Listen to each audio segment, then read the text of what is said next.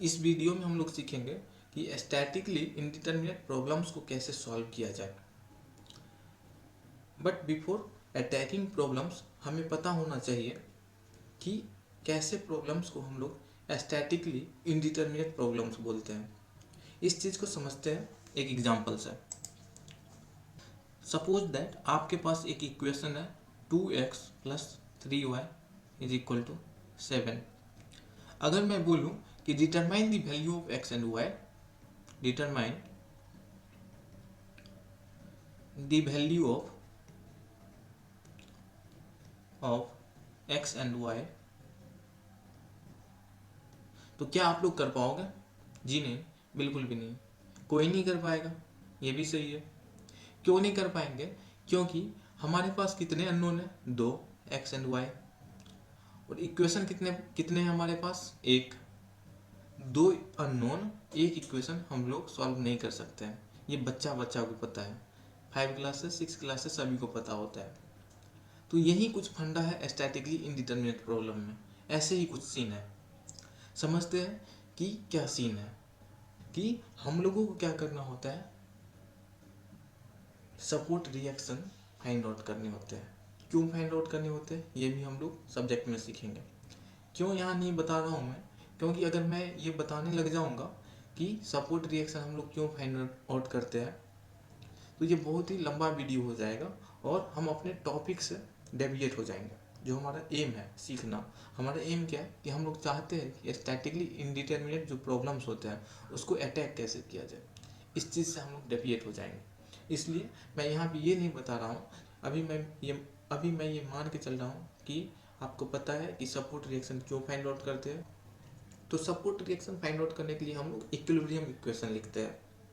तो होता क्या है, कभी कभी इक्विलिब्रियम इक्वेशन कम पड़ जाते हैं और नंबर ऑफ अननोन ज़्यादा पड़ जाते हैं। ऐसे केस में हम लोग प्रॉब्लम को स्टैटिकली इंडिटरमिनेट प्रॉब्लम बोलते हैं। और ये वर्ड से भी कहीं न कहीं क्लियर हो रहा है। खुद देखो कि स्टैटिकली इंडिटरमिनेट मतलब ये वर्ड ही कह रहा है कि स्टैटिकली इंडिटरमिनेट मतलब स्टैटिक्स का जो प्रिंसिपल है वो इनकैपेबल है कुछ डिटरमाइन करने में।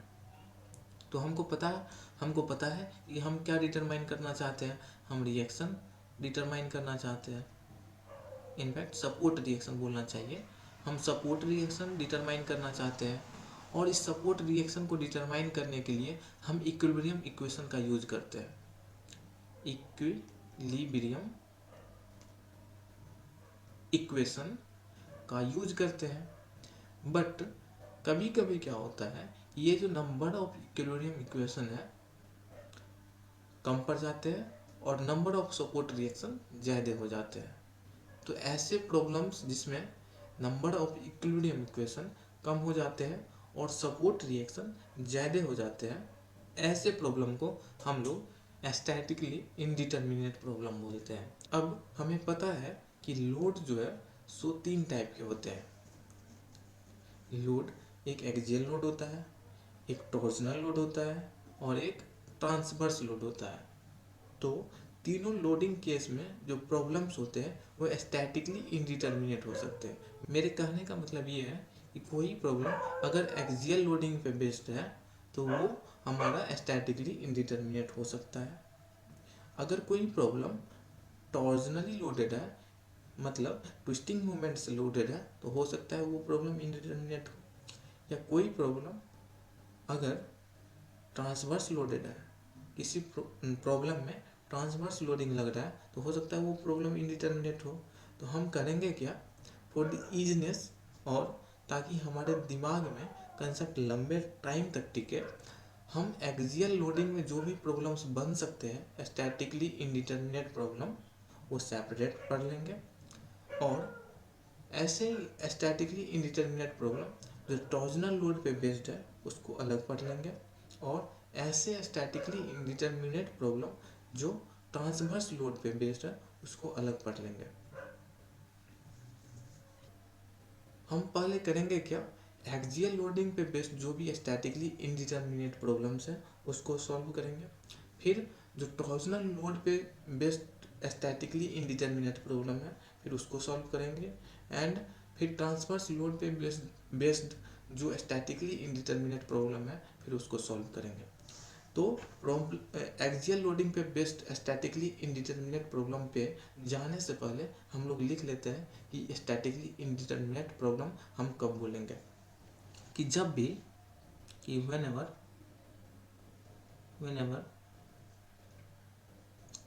number of equilibrium equation, number of available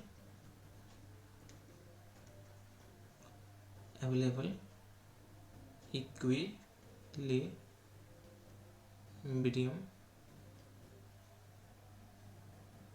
equations is less than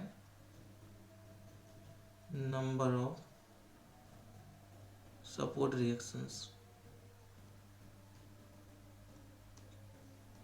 ऐसे अगर हमको किसी भी प्रॉब्लम में दिख जाता है तो आप उस प्रॉब्लम को बोल सकते हो कि प्रॉब्लम हमारा स्टैटिकली इनडिटर्मिनेट प्रॉब्लम है। तो पहले हम लोग देखेंगे एक्सियल लोडिंग पे बेस्ड कौन कौन से प्रॉब्लम स्टैटिकली इनडिटर्मिनेट हो सकते हैं, या कितने type of problem statically indeterminate हो सकते हैं। मैंने बहुत ही ईजी बना दिया है टाइप में कैटेगराइज करके प्रॉब्लम्स को। अब देखते हैं फर्स्ट टाइप एक्सियल लोडिंग में क्या हो सकता है स्टैटिकली इनडिटर्मिनेट प्रॉब्लम्स का। तो ये है एक्सियल लोडिंग पे बेस्ड स्टैटिकली इनडिटर्मिनेट प्रॉब्लम का टाइप 1। तो यहाँ पे इस प्रॉब्लम को हम स्टैटिकली इनडिटर्मिनेट क्यों बोल रहे हैं ये भी समझेंगे। तो देखो यहाँ पे एक सपोर्ट बी है और ये सपोर्ट क्या कर रहा होगा, एक रिएक्शन अप्लाई कर रहा होगा। इस रिएक्शन को हम लोग बोल देते हैं आर बी। और यहाँ पे ये जो सपोर्ट ए है वो भी एक रिएक्शन अप्लाई कर रहा होगा मेंबर पे। इस रिएक्शन को हम लोग आर ए बोल देते हैं। यहाँ मैंने इस डायरेक्शन में रिएक्शन क्यों अप्लाई किया, ये कोई नेसेसरी नहीं है कि आप इसी डायरेक्शन में रिएक्शन अप्लाई करो, आप किधर भी रिएक्शन अप्लाई कर सकते हो। और सॉल्व करने के बाद अगर निगेटिव आ जाए तो समझ लेना कि जो डायरेक्शन आपने एज्यूम किया है उसके अपोजिट रिएक्शन लग रहा है। और सॉल्व करने के बाद अगर पॉजिटिव आ जाए तो समझ जाना कि आपने जो रिएक्शन अप्लाई किया है वो बिल्कुल सही किया है। ठीक है, इस चीज़ को हम लोग जब न्यूमेरिकल प्रॉब्लम करेंगे तो और डिटेल में समझेंगे। हाँ, बहुत लोगों को मुझे लग रहा है ये बात समझ नहीं आ रही होगी कि ये आर बी जो है सो रिएक्शन क्यों अप्लाई कर रहा है, या सपोर्ट ए जो है सो हॉरिजॉन्टल रिएक्शन ही क्यों अप्लाई कर रहा है, वर्टिकल क्यों नहीं कर रहा है, या सपोर्ट रिएक्शन ही क्यों अप्लाई कर रहा है ना। और इस बात में भी बहुत लोगों को क्लैरिटी नहीं आई होगी कि हम लोग रिएक्शन को इधर ही क्यों अप्लाई कर रहे हैं। तो अभी तो मैं इस चीज़ को क्लियर नहीं कर पाऊँगा, क्योंकि अगर मैं ये क्लियर करने लगूँ तो वीडियो 1-1.5 घंटे कम से कम इसी चीज़ को समझाने में लग जाएगा, है ना। तो जो भी सेकेंड ईयर के या थर्ड ईयर के स्टूडेंट हो जिनको पता नहीं हो कि रिएक्शन हम लोग कैसे फाइंड आउट करते हैं या इक्विलिब्रियम क्वेश्चन कैसे राइट करते हैं, तो परेशान बिल्कुल भी मत होना। तो जो जिन बच्चों को आता है वो वीडियो देखना, और जिनको नहीं आता है वो भी देख सकते हो, लेकिन कंफ्यूज मत होना बिल्कुल। ये मत सोचना कि सर ये कहाँ से आ गया, ये कैसे आ गया। ठीक है, इन चीज़ों को हम लोग सीखने वाले हैं। तो अभी मैं अगर ये बताने लग जाऊंगा तो काफ़ी अपना समय वेस्ट हो जाएगा, इसलिए मैं क्या कर रहा हूँ कि मैं मान के चल रहा हूँ कि जिनको आता है वो इस बात को समझ लेंगे। और मैं एक सजेशन देना चाहता हूँ कि जिनको नहीं आता है वो बिल्कुल भी कन्फ्यूज मत होना, क्योंकि ये ना कोर्स करने के बाद आपके लिए बाएं हाथ पे खेल हो जाएगा। ठीक है, ये लिखा है। तो देखते हैं कि अगर मैं इसके लिए इक्विलिब्रियम इक्वेशन लिखूं तो क्या लिख सकता हूं कि R A plus R B is equal to P. ठीक है, ये हमारा क्या हो गया, इक्विलिब्रियम इक्वेशन हो गया। मैं फिर से बोल रहा हूँ, जिसको इक्विलिब्रियम इक्वेशन लिखने में परेशानी आ रही हो बिल्कुल भी मत डरना या घबराना मत। ये बहुत ही ईजी टास्क है, बहुत ही ईजी टास्क है। कोर्स में हम जो कोर्स होने वाला है अपना, उसमें मैं फुल डिटेल में बताने वाला हूँ, बेसिक से लेकर एडवांस तक। और आपके सामने कोई सा भी प्रॉब्लम आ जाए आप यूँ उड़ाने वाले हो ऐसे प्रॉब्लम को, और इक्विलिब्रियम से तो डरना ही छोड़ दोगे शायद, है ना। तो देखते हैं, यहाँ पे हमने एक इक्विलिब्रियम इक्वेशन लिखा R A plus R B is equal to P. अब हमारे पास अननोन कितने हैं, हमारे पास यहाँ पे एक ही इक्विलिब्रियम इक्वेशन है। और सपोर्ट रिएक्शन कितने हैं, और सपोर्ट रिएक्शन कितने हैं, R A and R B. मतलब जो हमारे पास इक्विलिब्रियम इक्वेशन है जो हमारे पास इक्विलिब्रियम इक्वेशन है वो क्या है, कम है। किससे कम है, नंबर ऑफ अननोन से। तो इसका मतलब क्या हो गया, ये स्टैटिकली इनडिटर्मिनेट प्रॉब्लम हो गया। तो स्टैटिकली इनडिटर्मिनेट प्रॉब्लम को हम लोग सॉल्व कैसे करें, अगर एक ही इक्वेशन है और हमारे पास दो सपोर्ट रिएक्शन है तो हम रिएक्शन निकालेंगे कैसे। तो हम लोग एक तीसरा कंडीशन यूज करते हैं। और जब कभी भी आपको स्ट्रेंथ ऑफ मटेरियल में इक्विलिब्रियम और स्ट्रेस स्ट्रेन रिलेशनशिप से काम ना बने तो आप लोग तीसरे चीज़ को याद करना, कंपैटिबिलिटी, जिसका नाम है कंपैटिबिलिटी। ये जो तीन चीज़ है ना, equilibrium equation, stress strain relationship and compatibility, इस तीन चीज़ के अलावा पूरे स्ट्रेंथ ऑफ मटेरियल में कुछ भी यूज नहीं होता है। पूरे स्ट्रेंथ ऑफ मटेरियल में, मैं पूरे होशो हवास में बोल रहा हूँ, फिर से बोल रहा हूँ कि इक्विलिब्रियम इक्वेशन, दूसरा स्ट्रेस स्ट्रेन रिलेशनशिप और तीसरा कंपैटिबिलिटी, इस तीन के अलावा पूरे स्ट्रेंथ ऑफ मटेरियल जो हमारा सब्जेक्ट है उसमें कहीं पे भी कुछ यूज नहीं होता है। अजीब सा लग रहा होगा पता है, बट जब कोर्स पढ़ाऊँगा तब आप लोग देखना कि एक एक प्रॉब्लम को कैसे चुन चुन के मारते हैं। ठीक है, सिर्फ तीन चीज़ों को यूज करके जो अभी मैंने बताया है। तो अभी समझते हैं कि हमारे पास अब क्या है कि इक्विलिब्रियम इक्वेशन कम है नंबर ऑफ अननोन से। इसका मतलब क्या है, ये जो प्रॉब्लम है स्टैटिकली इनडिटर्मिनेट है, लेकिन हमको तो सॉल्व करना है, हमको रिएक्शन फाइंड आउट करना है। तो करेंगे कैसे, तो करेंगे तीसरे साथी को याद करेंगे। किसको, कंपैटिबिलिटी को। तीसरे साथी को याद करेंगे, कंपैटिबिलिटी को। तो कंपैटिबिलिटी क्या बोलता है, देखो कंपैटिबिलिटी का मतलब होता है कॉमन सेंस। कॉमन सेंस होता है कि अलग अलग सिचुएशन में ये कंपैटिबिलिटी इक्वेशन अलग अलग हो सकता है। ठीक है, इसको भी मैं क्लास में बहुत ही डिटेल में बताऊंगा, लेकिन अभी जैसे हम टाइप डिस्कस कर रहे हैं तो हर एक टाइप में कौन कौन सा कंपैटिबिलिटी यूज होगा, तो हर एक टाइप के लिए हम अलग अलग डिस्कस कर लेते हैं, है ना। क्योंकि एक साथ कंपैटिबिलिटी डिस्कस करने का यहाँ पे कोई मतलब नहीं है, क्योंकि हमारा मेन एम क्या है, ये हम लोग चाहते हैं कि स्टैटिकली इनडिटर्मिनेट प्रॉब्लम को कैसे सॉल्व करें। तो कंपैटिबिलिटी को हम लोग इकट्ठा नहीं डिस्कस करेंगे, जैसे जैसे प्रॉब्लम आएगा, जैसे जैसे टाइप आएगा, वैसे वैसे हम लोग कंपैटिबिलिटी किस टाइप में कौन सा यूज करेंगे वो डिस्कस कर लेंगे। बाकी जब क्लास में मैं पढ़ाऊँगा कि कंपैटिबिलिटी का क्या मतलब होता है, तो वहाँ पर मैं एक साथ ही बताऊँगा कि कंपैटिबिलिटी कितने टाइप्स के हो सकते हैं या क्या क्या पॉसिबिलिटी है कंपैटिबिलिटी इक्वेशन में।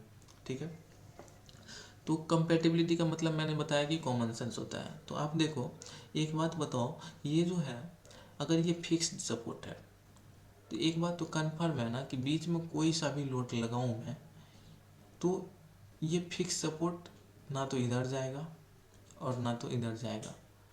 इसका मतलब यही हुआ कि जो मेंबर है हमारा, जो मेंबर है हमारा वो क्या होगा, इतने ही लेंथ में रहेगा टोटल। जो मेंबर है हमारा इतने ही लेंथ में टोटल रहेगा। मतलब अगर मान के चलो ये एक, इसको मैं नंबरिंग दे देता हूँ, नंबर 1 और नंबर 2। अगर सपोज दैट कि नंबर 1 एलोंगेट हो रहा है, मतलब इसके लेंथ में थोड़ा सा इंक्रीमेंट हो रहा है, तो नंबर 2 के जो नंबर 2 का मेंबर है उसको क्या करना पड़ेगा, अपने आप को शॉर्टन करना पड़ेगा, क्योंकि हमारे मेंबर का ओवरऑल लेंथ फिक्स है, इसी बीच में रहेगा, ना तो इससे ज़्यादा हो सकता है ना तो कम हो सकता है, क्योंकि यहाँ पे जो हमारा सपोर्ट है उसका नेचर क्या है, ये फिक्स सपोर्ट है। ठीक है, ये फिक्स सपोर्ट है, तो इसलिए टोटल एलोंगेशन जो होगा इस मेंबर का या टोटल कंप्रेशन जो होगा इस मेंबर का वो 0 होगा। मतलब मेंबर ना तो इससे बड़ा हो सकता है, मेंबर ना तो इससे छोटा हो सकता है। मैं किस मेंबर की बात कर रहा हूँ, मैं ओवरऑल बात कर रहा हूँ। ऐसा नहीं है कि जिसको मैंने नंबर 1 बोला है, ऐसा नहीं है कि ये जो है ना हमारा, मतलब सॉरी, ऐसा नहीं है कि ये जो है ना हमारा एलोंगेट नहीं हो सकता या कंप्रेस नहीं हो सकता। ऐसा ऐसा भी नहीं है कि ये जो मेंबर है ना ये एलोंगेट या कंप्रेस नहीं हो सकता। इंडिविजुअली दोनों मेंबर या तो एलोंगेट हो सकते हैं या कंप्रेस हो सकते हैं। ठीक है, लेकिन एज ए होल जो है ना दोनों का लेंथ जो है ना, जो पहले था उतना ही बाद में भी रहेगा। एज ए होल मैं बात कर रहा हूँ, ठीक है। अगर दोनों मेंबर को मिला के देखूँ तो इस दोनों मेंबर का लेंथ इतना ही रहेगा फोर्स अप्लाई करने के बाद भी, ठीक है। ये चीज़ क्लियर है वो, आई होप। तो कंपैटिबिलिटी यहाँ पे हम लिख सकते हैं कि डेल्टा एल ओवरऑल, मतलब ओवरऑल लेंथ क्या होना चाहिए, ओवरऑल लेंथ में चेंज 0 है, मतलब ओवरऑल लेंथ में चेंज 0 है। क्यों? क्योंकि ओवरऑल ना तो मेंबर का लेंथ बढ़ सकता है ना तो मेंबर का लेंथ घट सकता है, क्योंकि जो सपोर्ट है हमारा वो फिक्स सपोर्ट है। सपोर्ट के बारे में अगर किसी को नहीं पता हो तो वो भी हम लोग कम्प्रिहेंसिवली डिस्कस करने वाले हैं कोर्स में, ठीक है। और पता हो तो इस सब अच्छी बात तो कुछ हो ही नहीं सकती है। तो सिंस सपोर्ट हमारा फिक्स नेचर का है, इसलिए इस मेंबर के लेंथ में क्या होगा, टोटल लेंथ की बात कर रहा हूँ मैं, इसमें कोई एलोंगेशन भी नहीं होगा या कंप्रेशन भी नहीं होगा। मतलब जो लेंथ पहले था लोड अप्लाई करने से, वही लोड अप्लाई करने के बाद भी रहेगा। इसलिए हमने यहाँ पे लिखा कि डेल्टा एल ओवरऑल 0 होगा, ठीक है। लेकिन दोनों इंडिविजुअल मेंबर की बात करें तो इंडिविजुअल मेंबर हमारा कंप्रेस भी हो सकता है, एलोंगेट भी हो सकता है। मैं ओवरऑल लेंथ की बात कर रहा हूँ कि जो लोड अप्लाई करने से पहले था वही लोड अप्लाई करने के बाद भी रहेगा, ठीक है। लेकिन इंडिविजुअल मेंबर का लेंथ चेंज होगा क्योंकि हम लोड अप्लाई कर रहे हैं। अब देखो, अब हमारे पास क्या हो गया, एक और इक्वेशन आ गया, ठीक है, delta L overall equal to 0। और एक इक्वेशन पहले से था इक्विलिब्रियम का। तो अब हमारे पास दो इक्वेशन हो गए और दो अननोन हो गए। अब तो इजीली सॉल्व कर सकते हैं। लेकिन delta L overall equal to 0 का मतलब क्या है, डेल्टा एल क्या होता है, पी एल अपन ए। डेल्टा एल क्या होता है, पी एल अपन ई ए। इसी चीज़ को तो हम डेल्टा एल लिखते हैं ना। डेल्टा एल का मतलब क्या है, एलोंगेशन और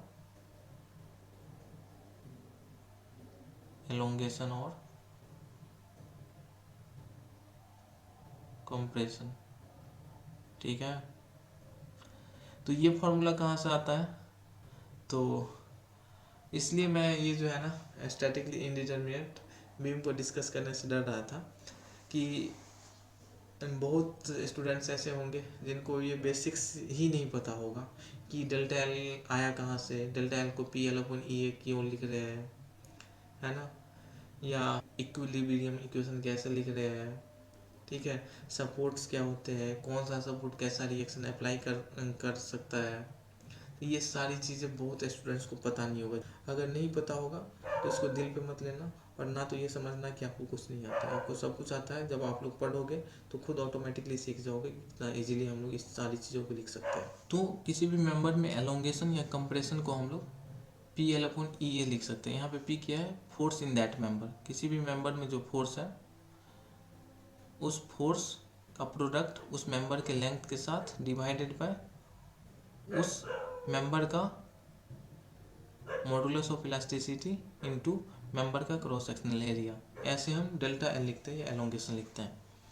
हाँ, यहाँ पे इम्पोर्टेंट ये हो जाता है कि हम मेंबर में फोर्स कैसे कैलकुलेट करेंगे। जैसे अगर हमको पता करना हो कि मेंबर 1 में कितना फोर्स है तो कैसे पता करेंगे। तो फोर्स देखने का सबसे अच्छा तरीका ये होता है कि आप एक साइड से सपोर्ट को हटा दो और एक साइड से जितने भी फोर्सेस हो रहे हैं उसका समेशन करते चलो। जैसे अगर इस एग्जांपल में हमको मेंबर 1 में फोर्स पता करना है कि कितना है, तो हम लोग ऐसे देखेंगे कि ये हमारा मेंबर है, ये हमारा मेंबर है, और एक साइड से हम सपोर्ट हटा देंगे। हम यहाँ पे लेफ्ट हैंड साइड का सपोर्ट हटा दिए, और जो लेफ्ट हैंड साइड का सपोर्ट फोर्स अप्लाई कर रहा था, रिएक्शन अप्लाई कर रहा था, उसको ड्रॉ कर दो, ठीक है। ऐसे ही यहाँ पे जो मिडिल में फोर्स अप्लाई हो रहा है उसको भी ड्रॉ कर दो। पी फोर्स अप्लाई हो रहा है तो पी अप्लाई कर दो। अब हमको वन मेंबर में क्या करना है, फोर्स देखना है, तो आप लेफ्ट हैंड साइड से देखते जाओ। अब देखो लेफ्ट हैंड साइड से अगर यहाँ पे आओगे, यहाँ पे तो आपको कितना फोर्स दिखाई दे रहा है यहाँ तक, केवल और केवल एक ही, only one force is there, that is R A, ठीक है। तो आर ए फोर्स जो है सो यहाँ पे हमको दिखाई दे रहा है, वो भी इस मेंबर को एलोंगेट करने की कोशिश कर रहा है, ठीक है, मतलब लंबा करने की कोशिश कर रहा है। तो ऐसे फोर्सेस जो एलोंगेट करने की कोशिश करेगा उसको हम लोग पॉजिटिव साइन देंगे, और ऐसे फोर्सेस जो मेंबर को कंप्रेस करने की कोशिश करेगा ऐसे फोर्सेस को हम लोग निगेटिव साइन देंगे। तो हम लोग इस इक्वेशन को ज़रा रिफ्रेम करके लिखते हैं। डेल्टा एल ओवरऑल को, डेल्टा एल ओवरऑल हमको पता है कि कितना होगा, 0 होगा, क्योंकि ओवरऑल लेंथ चेंज नहीं होने वाला है मेंबर का। अब डेल्टा एल ओवरऑल को हम लोग कुछ और भी लिख सकते हैं। क्या लिख सकते हैं? Delta L one plus delta L to, मतलब जो चेंज हो रहा है लेंथ में मेंबर वन में प्लस जो चेंज हो रहा है लेंथ में मेंबर टू में, वो कितना होगा? 0 होगा। अब डेल्टा एल वन हमको लिखना है, तो डेल्टा एल वन लिखने के लिए हमको क्या पता होना चाहिए कि मेंबर वन में फोर्स कितना है। तो हम अभी अभी बताएं कि मेंबर वन में अगर फोर्स देखना है तो एक साइड से सपोर्ट रिमूव करो और देखते जाओ कि एक साइड से फोर्स का समेशन क्या हो रहा है। तो जब हम यहाँ तक आते हैं तो फोर्स का समेशन कितना है? एक ही फोर्स है, आर है, और वो फोर्स भी क्या कर रहा है? इस मेंबर को एलोंगेट करने की कोशिश कर रहा है। तो हम लोग इसमें लिख सकते हैं एलोंगेशन को R A into length of member one upon modulus of elasticity of member one into area of cross section of member one. ऐसे ही अगर मेंबर टू में हमको लिखना है delta elongation delta L two, तो क्या करेंगे? फोर्स इन मेंबर टू चाहिए, तो फोर्स इन मेंबर टू चाहिए तो हमने लेफ्ट साइड का सपोर्ट हटाया था, तो इधर से क्या करेंगे? सारे फोर्स का सम कर देंगे यहाँ तक आते आते। तो देखो एक फोर्स तो आर ए है और जो कि एलोंगेट करने की कोशिश कर रहा है, एक फोर्स तो आ रहे हैं जो कि एलोंगेट करने की कोशिश कर रहा है, और फिर जैसे जैसे आगे बढ़ेंगे तो एक फोर्स पी दिख रहा है हमको, और पी इस मेंबर को क्या करने की कोशिश कर रहा है? कंप्रेस करने की कोशिश कर रहा है। तो माइनस साइन के साथ इसमें हम लिख देंगे पी। इसका मतलब क्या है कि जो हमारा मेंबर टू है उसमें फोर्स कितना है? R A minus P. तो R A minus P force को हम लोग यहाँ पे लिखेंगे R A minus P, okay, और मेंबर टू का लेंथ अपॉन मेंबर टू का modulus of elasticity into member two का एरिया ऑफ क्रॉस सेक्शन। तो ये 0 होना चाहिए। एक इक्वेशन तो ये हो गया जो कि कंपैटिबिलिटी से आया है, कंपैटिबिलिटी से आया है।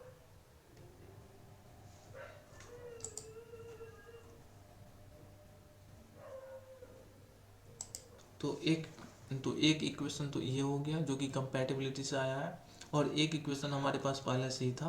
कौन सा? ये वाला है, इक्विलिब्रियम इक्वेशन, ठीक है, R A plus R B equal to P. तो इसको भी मैं यहाँ पे लिख देता हूँ। तो ये हो गया हमारा एक इक्वेशन, तो ये हमारा हो गया एक इक्वेशन, और एक हमारे पास दूसरा इक्वेशन था R A plus R B is equal to P. तो अब देखो हमारे पास दो अननोन है, R A and R B, लेकिन इक्वेशन भी इस बार कितने हैं? 2 है। तो ऐसे हम R A and R B easily find out कर सकते हैं। तो हमने क्या किया? हमने देखा कि जब भी नंबर ऑफ सपोर्ट रिएक्शन ज़्यादा होंगे और इक्विलिब्रियम इक्वेशन कम होंगे, वो प्रॉब्लम हमारा स्टैटिकली इनडिटर्मिनेट प्रॉब्लम हो जाएगा। ऐसे प्रॉब्लम को सॉल्व करने के लिए हमको कंपैटिबिलिटी इक्वेशन को बुलाना पड़ेगा। और कंपैटिबिलिटी का क्या मतलब होता है? Common sense. हमको देखना पड़ेगा कि कहाँ पे कौन कौन सा कंपैटिबिलिटी यूज हो रहा है, कौन से कंडीशन को हम अप्लाई कर सकते हैं। जैसे ये जो हमारा एग्जांपल था उसमें हमको फिक्स सपोर्ट दिया हुआ था, तो फिक्स सपोर्ट है तो इसलिए हमने बोला ये जो ओवरऑल मेंबर है इस मेंबर के लेंथ में कोई चेंज ही नहीं आएगी। हाँ, इंडिविजुअली आ सकता है मेंबर के लेंथ में चेंज, लेकिन अगर ओवरऑल देखें तो बिल्कुल भी चेंज नहीं आएगी। इसलिए हमने एक यहाँ पे कंपैटिबिलिटी इक्वेशन लिख दिया कि delta L overall is equal to 0, मतलब जो टोटल चेंज होगा इस मेंबर के लेंथ में वो 0 होगा, लेकिन इंडिविजुअल मेंबर के लेंथ में चेंज आएगा। इसलिए हमने डेल्टा एल ओवरऑल को ब्रेक करके लिख दिया delta L one plus delta L to, मतलब जो दो मेंबर वन के लेंथ में चेंज हो रहा है प्लस जो मेंबर टू के लेंथ में चेंज हो रहा है उसका समेशन 0 होना चाहिए, क्योंकि ओवरऑल लेंथ में कोई चेंज नहीं हो रहा है। यहाँ से हमको एक इक्वेशन मिल गया, एक इक्विलिब्रियम इक्वेशन पहले से था। तो दोनों को अब सॉल्व करके हम R A and R B की वैल्यू को फाइंड आउट कर सकते हैं। इसी कंसेप्ट पे बेस्ड एक प्रॉब्लम को देखते हैं और देखते हैं कि कैसे सॉल्व करेंगे प्रॉब्लम को, जो कंसेप्ट अभी हमने सीखा है उसको यूज़ करते हुए। तो देखो यहाँ पे क्या है कि दो फिक्स सपोर्ट के बीच में एक मेंबर कर रहा है, और इस पे फोर्स यहाँ पे अप्लाई हो रहा है 15.5 किलो न्यूटन और यहाँ पे 34.5 किलो न्यूटन का फोर्स अप्लाई हो रहा है। तो हम क्या करेंगे, पहले तो लिखेंगे इक्विलिब्रियम इक्वेशन। इक्विलिब्रियम इक्वेशन लिखने के लिए हम क्या करेंगे, सपोर्ट का रिएक्शन अप्लाई कर देंगे। तो जिधर फोर्स अप्लाई हो रहा है सपोर्ट रिएक्शन उसके अपोजिट डायरेक्शन में आप अप्लाई कर देना। सिंप्लिसिटी के लिए बोल रहा हूँ, ऐसे तो करने के लिए हम लोग क्या कर सकते हैं, किधर भी अप्लाई कर सकते हैं, लेकिन सिंप्लिसिटी के लिए आप क्या करना, जिधर भी एक्सटर्नली अप्लाइड लोड है उसके अपोजिट डायरेक्शन में सपोर्ट का रिएक्शन अप्लाई कर देना। तो हम क्या कर रहे हैं, यहाँ पे सपोर्ट का रिएक्शन ऐसे अप्लाई कर दे रहे हैं और इधर क्या कर रहे हैं, सपोर्ट का रिएक्शन इस डायरेक्शन में अप्लाई कर दे रहे हैं। इस सपोर्ट का नाम दे देते हैं, इस सपोर्ट का नाम दे देते हैं बी। अब देखो क्या है कि इस बी पे जो सपोर्ट रिएक्शन अप्लाई कर रहा है उसको हम लोग बी वाई बोल देते हैं, और इस या फिर बी वाई बोलने की जगह पे आर बी बोल देते हैं, ज़्यादा बेटर रहेगा, आर बी बोल देते हैं। और ये जो सपोर्ट रिएक्शन अप्लाई कर रहा है उसको हम लोग नाम दे देते हैं आर ए। तो इक्विलिब्रियम इक्वेशन हम क्या लिख सकते हैं, हम R A plus R B is equal to 15.5 plus 34.5। ठीक है, हाँ। मैं अभी फिर से मान के चल रहा हूँ कि आपको ये सारी चीज़ें लिखनी आती है, अगर नहीं आती है तो हम लोग बिल्कुल बेसिक से सीखने वाले हैं कोर्स में। तो ये हमारे इक्विलिब्रियम इक्वेशन हो गया, लेकिन हमारे पास अननोन कितने हैं, दो, R A and R B. तो हम फाइंड आउट कर सकते हैं क्या एक ही इक्वेशन से? बिल्कुल भी नहीं कर सकते हैं। तो हम करेंगे क्या, हम कंपैटिबिलिटी को याद करेंगे, और चूंकि फिक्स सपोर्ट है तो कंपैटिबिलिटी क्या बोलेगा कि ये जो ओवरऑल लेंथ है उसमें चेंज 0 होगा, मतलब डेल्टा एल ओवरऑल क्या होगा, 0 होगा। अब यहाँ पे कितने मेंबर हैं बीच में, एक मेंबर, दो मेंबर और तीन मेंबर।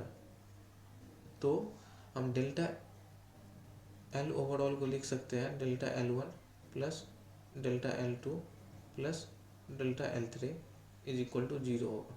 अब डेल्टा L1 को हम क्या लिखेंगे, जो मेंबर 1 में फोर्स है। तो फोर्स किसी भी मेंबर में निकालने के लिए हमने क्या बताया कि एक साइड से सपोर्ट हटा देना और उसी साइड से सारे मेंबर में फोर्स को देखना। तो हम क्या करेंगे, ये हमारे पास कॉपर है, ये हमारे पास कॉपर है, फिर हमारे पास स्टील है, फिर हमारे पास स्टील है, और फिर हमारे पास क्या है, फिर से कॉपर है। तो एक साइड से आप सपोर्ट हटा देना, सपोर्ट हटा दिए और सपोर्ट का रिएक्शन अप्लाई कर दो, आर ए है।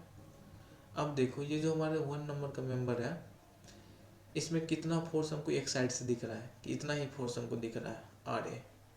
तो आप लिख देना यहाँ पे आर ए, ठीक है, आर ए।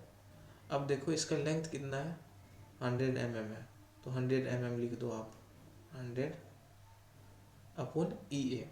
अब ई कॉपर का क्या है, ये तो कॉपर है ना, तो यहाँ पे हम क्या लिखेंगे, ई कॉपर। और एरिया ऑफ क्रॉस सेक्शन तो सबका सेम ही है, ठीक है, आपको दिख रहा है। तो हम एरिया ऑफ क्रॉस सेक्शन को ए लिख देते हैं। अब डेल्टा L2 को हम क्या लिख सकते हैं, डेल्टा L2 लिखने के लिए हमको फोर्स इन मेंबर 2 चाहिए। तो देखो ये जो सेकेंड नंबर का मेंबर है उसमें कितना फोर्स है, तो हम फिर से एक साइड से देखेंगे, ठीक है, एक साइड से देखेंगे। सपोर्ट रिएक्शन हमने लेफ्ट से हटाया था इसलिए हम लेफ्ट से ही देखेंगे। देखो यहाँ पे लेकिन एक फोर्स भी अप्लाई हो रहा था 15.5 का, ये जो डेड फोर्स है 15.5 किलो न्यूटन का अप्लाई हो रहा है, और यहाँ पे 34.5 का अप्लाई हो रहा है। तो हम क्या करेंगे, एक साइड से ही देखेंगे मेंबर 2 में भी फोर्स। तो मेंबर 2 में कितना फोर्स हो जाएगा, एक साइड से देखेंगे तो बताओ, ये आर ए प्लस 15.5, प्लस होगा नहीं, बिल्कुल भी नहीं। आर ए क्या कर रहा है, इस मेंबर 2 को एलोंगेट करने की कोशिश कर रहा है, तो आर ए तो हम लिखेंगे ही, लेकिन ये जो 15.5 किलो न्यूटन का फोर्स है मेंबर 2 को कंप्रेस करने की कोशिश कर रहा है, इसलिए आर ए माइनस 15.5 लिखेंगे। ठीक है। अब into length of member two, length of member two कितना है 200 mm दे रखा है, और ये हमारा कौन सा है स्टील है, तो इसलिए यहाँ पे मॉडुलस ऑफ इलास्टिसिटी स्टील का रखेंगे, और एरिया तो ए ही है। ऐसे ही डेल्टा L3 लिखने के लिए हम लोग क्या करेंगे, फोर्स इन मेंबर 3 सर्च करेंगे। तो फोर्स इन मेंबर 3 क्या है ये बताओ। तो किसी भी मेंबर में फोर्स फाइंड आउट करने के लिए हमने क्या बताया कि एक साइड से देखना। तो एक साइड से देखेंगे तो हमको इस साइड से, हम लेफ्ट साइड से ही देख रहे हैं, तो लेफ्ट साइड से देखो जरा इस मेंबर में। तो एक तो आर ए फोर्स है जो कि एलोंगेट करने की कोशिश कर रहा है, 15.5 कंप्रेस करने की कोशिश कर रहा है, 34.5 कंप्रेस करने की कोशिश कर रहा है।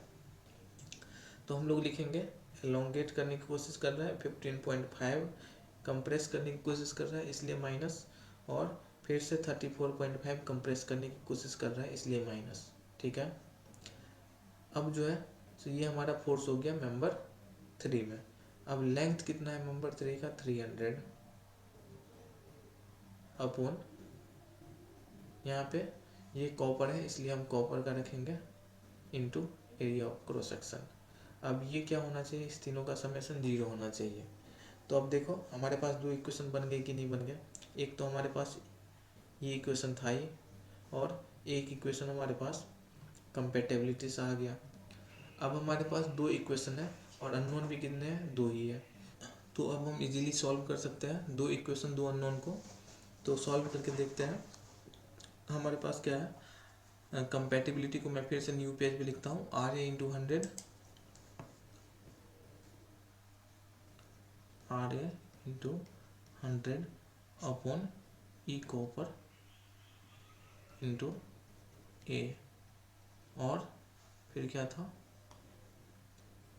फिर आर ए माइनस 15.5 था, फिर आर ए माइनस 15.5 इंटू 200 था upon modulus of elasticity steel का था, और एरिया ऑफ क्रॉस सेक्शन था। अब देखो तीसरा क्या था, R A minus 15.5 minus 34.5, R A minus 15.5 minus 34.5 into 300 था upon modulus, modulus of elasticity किसका था, कॉपर का, इंटू एरिया इक्वल टू 0। अब देखो ये जो एरिया है ना ये सब में कॉमन है, इसको मैं क्या करता हूँ कि कैंसिल कर देता हूँ, कैंसिल नहीं तो इसको मैं क्या करता हूँ इस साइड लेके चले जाता हूँ, 0 से मल्टीप्लाई कर देता हूँ। ठीक है। और देखो ये जो 100 है ना, मतलब दो दो जीरो सब में कॉमन है, तो इस दो दो जीरो को भी मैं क्या करता हूँ कॉमन लेता हूँ और फिर राइट हैंड साइड में भेज देता हूँ। तो इसको हम 100 को राइट हैंड साइड में भेज देता हूँ। तो 100 को राइट हैंड साइड में भेजने के बाद और एरिया को भी राइट हैंड साइड में भेजने के बाद हमारे पास बच क्या जाएगा, हमारे पास बच जाएगा R A upon E copper plus R A minus 15.5 into 2 upon E steel plus R A minus 15.5 minus 34.5 into 3 upon E copper is equal to 0। ठीक है। अब देखो एक चीज़ हमारे पास यहाँ पे दे रखा था क्वेश्चन में कि स्टील का जो मॉडुलस ऑफ इलास्टिसिटी है और कॉपर का जो मॉडुलस ऑफ इलास्टिसिटी है उसका रेशियो कितना है, 2 है। तो यहाँ से हम करेंगे क्या, यहाँ से क्या करेंगे हम लोग कि स्टील के मॉडुलस ऑफ इलास्टिसिटी से पूरे इक्वेशन को मल्टीप्लाई कर देंगे। तो मल्टीप्लाई इंटायर इक्वेशन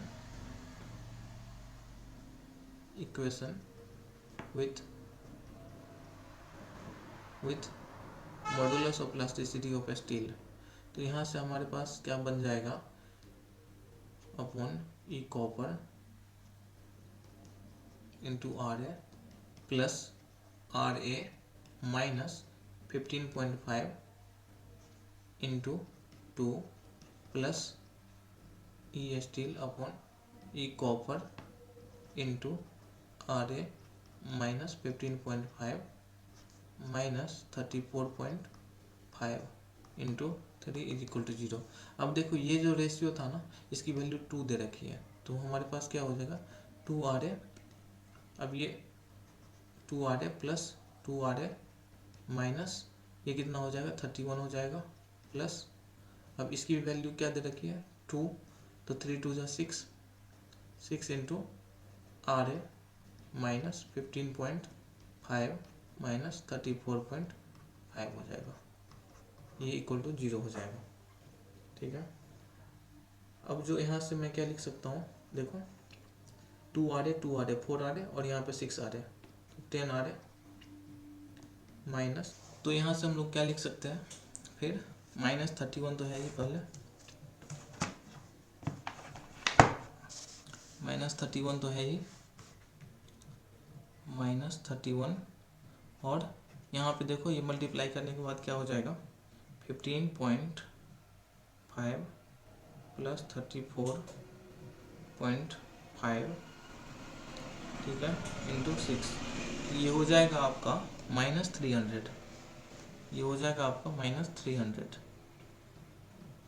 ठीक है, तो इसको मैं लिख दूंगा -300 इक्वल टू 0। अब इसको सॉल्व करोगे आप तो इसकी वैल्यू आ जाएगी, कितनी आ जाएगी 331/10 यानी कि 33.1। तो RA की वैल्यू कितनी आ गई 33.1। अब हमारे पास इक्विलिब्रियम का एक इक्वेशन था RA plus RB is equal to 15.5 plus 34.5। तो ये इक्वेशन हम यहाँ पे लिखेंगे RA plus RB is equal to 15.5 plus 34.5, ये इक्वेशन था 34.5। तो यहाँ से क्या आ जाएगा RA प्लस RB की वैल्यू 15.5 प्लस 0.5 16 4 20 और फिर 50, तो इसकी वैल्यू क्या हो गई 50। और हम अभी क्या निकाले हैं RA की वैल्यू 33.1 निकाले हैं, तो RA की वैल्यू अगर हम 33.1 यहाँ पर सब्सटीट्यूट कर देंगे तो RB की वैल्यू क्या हो जाएगी 50 माइनस 33.1, तो 33.1, तो 50 माइनस 33.1 अगर करेंगे तो 13.1 हो जाएगा RB की वैल्यू, RB की वैल्यू 13.1 हो जाएगा। तो अभी तक हमने क्या सीखा कि स्टैटिकली इंडिटरमिनेट प्रॉब्लम का मतलब क्या होता है। अब ये statically indeterminate problem axial loading पे भी बेस्ड हो सकते हैं, टॉर्जनल लोडिंग पे भी बेस्ड हो सकते हैं और ट्रांसवर्स लोडिंग पे भी बेस्ड हो सकते हैं। इजीनेस के लिए हम क्या कर रहे हैं तीनों को अलग अलग पढ़ेंगे, और एक्सियल लोडिंग के प्रॉब्लम को भी हमने टाइप वाइज में कैटेगराइज कर दिया। तो एक्सियल लोडिंग पे बेस्ड जो पहला टाइप हम लोग देखें स्टैटिकली इंडिटरमिनेट प्रॉब्लम्स का, उसमें हम क्या देखें कि जो हमारा मेंबर था दो फिक्स सपोर्ट के बीच में सपोर्टेड था और उस मेंबर पे एक फोर्स अप्लाई हो रहा था। ठीक है, तो उस केस में हम लोग क्या कर पा रहे थे इक्विलिब्रियम इक्वेशन एक ही लिख पा रहे थे, summation fx is equal to 0, लेकिन हमारे पास अननोन कितने थे 2। तो ये तो ऑब्वियस था कि एक इक्वेशन से हम लोग दो अननोन फाइंड आउट नहीं कर सकते थे, इसलिए हमने यूज किया कंपैटिबिलिटी को। और जो हमारा टाइप 1 था उसमें कंपैटिबिलिटी इक्वेशन क्या था कि जो ओवरऑल चेंज इन लेंथ होगा वो 0 होगा। ठीक है, तो ओवरऑल चेंज इन लेंथ अगर 0 लिखते हैं तो एक इक्वेशन हमको वहाँ से मिल जाता है। तो हमारे पास फाइनली अल्टीमेटली दो इक्वेशन हो जाते हैं, एक तो एक इक्विलिब्रियम का और दूसरा कंपैटिबिलिटी का। दोनों इक्वेशन को यूज करके हम सपोर्ट रिएक्शन इजीली डिटरमाइन कर सकते हैं। एक एग्जांपल हमने डेमोन्स्ट्रेट किया इजी सा। हाँ, जिस बच्चों को थोड़ा सा डिफिकल्ट लग रहा होगा कि फोर्स किसी मेंबर में कैसे कैलकुलेट करते हैं, इक्विलिब्रियम इक्वेशन कैसे लिखते हैं, कैसे पता चल रहा है कि सपोर्ट केवल हॉरिजॉन्टल डायरेक्शन में फोर्स अप्लाई करेगा, तो इन सारी बातों का जो आंसर है हमारे कम्प्रीहेंसिव कोर्स जो अभी आने वाले हैं उसमें आपको मिल जाएगा। और ये मेरी गारंटी है कि आप लोग ना ऐसे ऐसे प्रॉब्लम्स को यूँ उड़ाओगे, बाएं हाथ का खेल बन जाएगा आपके लिए ऐसे प्रॉब्लम्स। ठीक है, तो अभी के लिए क्या करते हैं, एक्सियल लोडिंग पे जो बेस्ड स्टैटिकली इनडिटर्मिनेट प्रॉब्लम है उसके टाइप 2 पे चलते हैं। तो देखते हैं, ये है हमारा टाइप 2 का statically indeterminate problem, axial loading पे जो बेस्ड है उसकी मैं बात कर रहा हूँ। तो इसमें देखो, अगर मैं यहाँ पे एक फोर्स अप्लाई कर देते हैं, एक्सटर्नल लोड अप्लाई कर देते हैं P, तो फिक्स सपोर्ट है, सपोर्ट हमारा क्या है, फिक्स्ड है। तो यहाँ भी सपोर्ट क्या करेगा, एक रिएक्शन अप्लाई करेगा। यहाँ पे भी मान लो कि ये सपोर्ट का नेम ए है, बी है, और इस सपोर्ट का नेम ए है, तो यहाँ भी एक सपोर्ट रिएक्शन अप्लाई करेगा मेंबर पे। इसको हम क्या बोल देते हैं, आर ए बोल देते हैं, और इसको हम क्या बोल देते हैं, आर बी बोल देते हैं। ठीक है, हम क्या बताएं कि सपोर्ट रिएक्शन को आप किसी भी तरह एज्यूम कर सकते हो, मतलब किसी भी डायरेक्शन में एज्यूम कर सकते हो, लेकिन सिंप्लिसिटी के लिए आप क्या करना, जो एक्सटर्नल लोड अप्लाइड है उसके एग्जैक्टली अपोजिट मान लेना। ठीक है, वैसे आप कहीं भी कर सकते हो, आपकी मर्जी है, आंसर सही आएगा। लेकिन सिंप्लिसिटी के लिए हम क्या करते हैं कि जो हमारा एक्सटर्नली अप्लाइड लोड है इसके एग्जैक्टली अपोजिट लगाते हैं, है ना। तो यहाँ से हम क्या लिख सकते हैं, एक इक्विलिब्रियम इक्वेशन लिखेंगे। इक्विलिब्रियम इक्वेशन क्या लिख सकते हैं हम लोग, R A plus R B is equal to P. ठीक है, अब देखो हमारे पास एक ही इक्विलिब्रियम इक्वेशन है, लेकिन अननोन कितने हैं, दो। कौन कौन से, R A and R B. क्या हम फाइंड आउट कर सकते हैं R A and R B एक इक्वेशन की हेल्प से? जी नहीं, बिल्कुल भी नहीं कर सकते हैं। तो हम किसको याद करेंगे, कंपैटिबिलिटी को याद करेंगे। तो हम बुलाते हैं कंपैटिबिलिटी को। अब देखो यहाँ पे कंपैटिबिलिटी होगा क्या, यहाँ पे कंपैटिबिलिटी होगा क्या, ये तो हमको पता है कि फिक्स सपोर्ट है तो ओवरऑल लेंथ में चेंज नहीं होगा, है ना। जैसे पिछले एग्जांपल में हम बताए थे कि अगर मेंबर फिक्स सपोर्ट के बीच में सपोर्टेड है तो ओवरऑल लेंथ में क्या होगा, चेंज नहीं होगा। यहाँ भी सेम कहानी है, यहाँ भी ओवरऑल लेंथ में चेंज नहीं होगा। तो डेल्टा एल ओवरऑल क्या लिखेंगे हम लोग, डेल्टा एल ओवरऑल क्या लिखेंगे, 0 लिखेंगे। डेल्टा एल ओवरऑल लिखने का क्या मतलब है कि जो इस मेंबर में, मतलब मेंबर 1 में एलोंगेशन है या कंप्रेशन है, या और जो मेंबर 2 में एलोंगेशन है या कंप्रेशन है उसका समेशन 0 होगा। तो डेल्टा एल ओवरऑल को हम लोग लिख सकते हैं delta L 1 plus delta L 2। अब डेल्टा एल 2 को तो पता है कि हम लोग क्या लिखते हैं कि force in member 1 into length of member 1। ठीक है, इसके लेंथ को हम लोग मान लेते हैं L1। अब देखो डेल्टा L1 को हम लोग क्या लिख सकते हैं, डेल्टा L1 को हम लोग क्या लिख सकते हैं, force in member 1 into length of member 1 upon elastic modulus of member 1 into area of cross section of member 1। ठीक है, जो फॉर्मूला होता है हमारा। लेकिन मेंबर 1 में कितना फोर्स है ये कैसे डिटरमाइन करेंगे, ये हमने बताया आपको कि किसी भी मेंबर में आपको फोर्स डिटरमाइन करना हो तो आप क्या करना कि एक साइड से सपोर्ट हटा देना। कि सर किस साइड से सपोर्ट हटाएंगे, ये आपकी मर्जी है। सर आपने पिछले बार हम क्या किए थे, लेफ्ट साइड से सपोर्ट हटाए थे, इस बार क्या करते हैं कि राइट साइड से सपोर्ट हटा लेते हैं। इस बार लेफ्ट से भी हटा सकते हैं, कोई दिक्कत नहीं है। अगर लेफ्ट से हटाएंगे तो क्या करेंगे, लेफ्ट से हटाएंगे सपोर्ट को अगर लेफ्ट से हटाएंगे सपोर्ट को तो करेंगे क्या, देखो अगर लेफ्ट से सपोर्ट हटाएंगे तो लेफ्ट में आर ए जो रिएक्शन लग रहा है वो अप्लाई कर देंगे।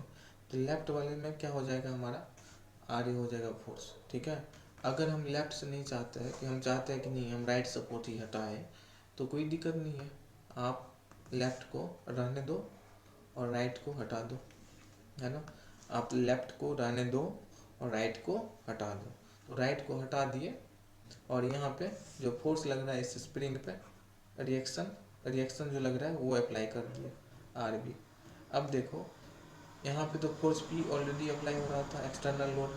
अब देखो हम क्या करेंगे, इस साइड से चलते जाएंगे और यहाँ तक आ जाएंगे। ठीक है, मतलब मेंबर वन के किसी भी सेक्शन तक आ जाएंगे। तो कितना फोर्स हो जाएगा, आर बी क्या कर रहा है, ये जो आर बी रिएक्शन है वो क्या कर रहा है, मेंबर 1 को कंप्रेस करने की कोशिश कर रहा है, इसलिए हम क्या करेंगे माइनस आर बी लिखेंगे। और ये जो पी है ना वो क्या करने की कोशिश कर रहा है, एलोंगेट करने की कोशिश कर रहा है, इसलिए प्लस पी लिखेंगे। तो इसका मतलब मेंबर वन में फोर्स कितना हो गया, ये फोर्स हो गया मेंबर वन में। मेंबर वन में कितना फोर्स हो गया, ये फोर्स हो गया मेंबर वन में। आवाज़ जा रही है ना, मेंबर वन में कितना फोर्स हो गया, ये फोर्स हो गया मेंबर वन में। अब देखो, अब हम लिख सकते हैं इसको डेल्टा एल वन को पी माइनस आर बी, ठीक है, into length of member one upon elastic modulus into area of cross section. लेकिन डेल्टा एल टू को कैसे लिखेंगे, जब हमारे पास बार होता था और उस पर एक्सियल लोड अप्लाई होता था तो हम लोग पी एल अपॉन ई ए तो लिख देते थे, लेकिन इस बार यहाँ तो स्प्रिंग है तो इसमें क्या लिखेंगे डेल्टा एल टू को, है ना। तो आपको पता होगा कि स्प्रिंग में क्या होता है, फोर्स एफ इक्वल टू के एक्स। अगर स्प्रिंग फोर्स लिखना चाहे तो हम ये लिख सकते हैं, स्प्रिंग फोर्स, अगर स्प्रिंग फोर्स लिखना चाहे तो हम लोग लिख सकते हैं एफ स्प्रिंग, मतलब स्प्रिंग का जो फोर्स है या स्प्रिंग में जो फोर्स है उसको लिख सकते हैं के इंटू एलोंगेशन और compression in natural length of spring. तो ये क्या हो गया, नेट एलोंगेशन और compression in natural length of spring है, मतलब यही स्प्रिंग के लिए क्या है, डेल्टा एल है, क्योंकि यही एलोंगेशन या कंप्रेशन रिप्रेजेंट कर रहा है स्प्रिंग के केस में। तो अगर हम स्प्रिंग में एलोंगेशन या कंप्रेशन लिखना चाहे तो स्प्रिंग में जो फोर्स है डिवाइडेड बाय उसका स्टिफनेस, तो वो क्या रिप्रेजेंट करेगा, स्प्रिंग में कंप्रेशन या एलोंगेशन, कंप्रेशन और एलोंगेशन इन अ स्प्रिंग, इन अ स्प्रिंग। अब देखो ये जो हमारा स्प्रिंग है, इस स्प्रिंग को ये जो फोर्स है आर बी, वो क्या, क्योंकि हम बताए थे कि एक साइड से देखना, किसी भी मेंबर में आपको अगर देखना हो फोर्स तो एक साइड से देख लेना। तो ये आर बी देखो क्या करने की कोशिश कर रहा है, इस मेंबर को, जो स्प्रिंग है स्प्रिंग को क्या करने की कोशिश कर रहा है, कंप्रेस करने की कोशिश कर रहा है। तो हम कंप्रेशन को क्या लिखेंगे, निगेटिव साइन के साथ लिखेंगे, ठीक है। हाँ, ये जिसको साइन कन्वेंशन वगैरह में दिक्कत हो रहा हो ना, ये साइन कन्वेंशन भी बिल्कुल बेसिक में पढ़ाया जाता है। तो ये सब हम सीखेंगे, बिल्कुल बहुत ही डिटेल में सीखने वाले हैं, आपको कसम से इसमें ना कोई किसी भी प्रकार की कोई दिक्कत नहीं आने वाली है। मतलब जो क्लास हम लेने वाले हैं अगर उसमें आप हो, ये सब चीज़ ना पूरा होंगे, इसमें किसी भी प्रकार की कोई परेशानी आपको नहीं आने वाली है। तो कंप्रेशन को हम लोग क्या करेंगे, निगेटिव साइन के साथ लिखेंगे। तो देखो यहाँ पे हमको पता है स्प्रिंग कंप्रेस हो रहा है, तो एफ स्प्रिंग, तो एफ स्प्रिंग है क्या actually, R A, sorry, F spring है क्या एक्चुअली, आर बी। तो यहाँ पे लिखेंगे आर बी, यहाँ पे क्या लिखेंगे, R B upon stiffness of spring. तो अब देखो हमारे पास कंपैटिबिलिटी से एक दूसरा इक्वेशन आ गया, ठीक है, और एक इक्वेशन तो इक्विलिब्रियम का था ये, है ना। तो अब इजीली आप लोग यहाँ से फाइंड आउट कर सकते हो R A and R B की वैल्यू। तो फाइंड आउट कर भी लेते हैं, यहाँ से देखो आर बी की वैल्यू अगर फाइंड आउट करना चाहे तो हम लोग क्या लिख सकते हैं, इस इक्वेशन को जरा फिर से लिखते हैं, P minus R B, P minus R B L one upon E A, और फिर क्या था minus R B upon K equal to 0। तो इसको जरा एक्सपेंड करके लिखते हैं, P L one upon E A minus R B L one upon E A minus R B upon K equal to 0। अब देखो यहाँ से हमको क्या करना है, आर बी की वैल्यू को फाइंड आउट करना है। तो इस दोनों को हम क्या करते हैं, राइट हैंड साइड में लेके चले जाते हैं, P L one upon E A equal to R B. अब देखो इधर तो लेके गए लेकिन हम कॉमन भी ले लेते हैं, ई ए प्लस 1/k, ठीक है। अब यहाँ से देखो आर बी की वैल्यू को हम लोग इजीली लिख सकते हैं, क्या लिख सकते हैं, P L one upon E ए upon L one upon E ए प्लस 1/k। ये क्या होगी, आर बी की वैल्यू होगी।